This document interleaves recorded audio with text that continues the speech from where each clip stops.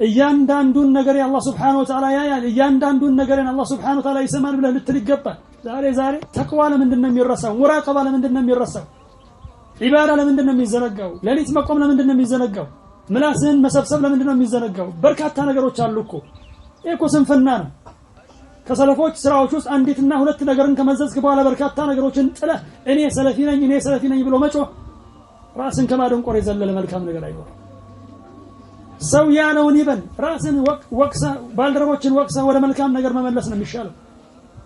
ያለንበት ነገር የሚያስደስት ስላልሆነ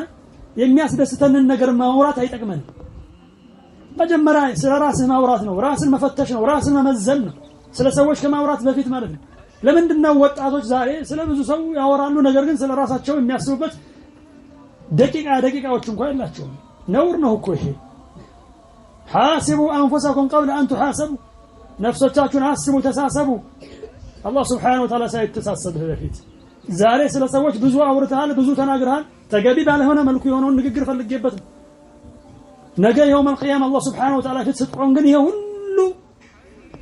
የደከምክበት ሶላህ የመሳሰለው ዒባዳ ከንቱ ሊሆን ይችላል ለምን ያንን ሰርበሃል ዘልፈሃል አላግባብ ዘርጥተሃል ካንተ የተሻሉ ሰዎችን አላህን የሚፈሩ ሰዎችን መሰረት ሳይኖር ተናግረሃል ከሱና አስወጥተሃል የመሳሰለ ነገር ከዚያስ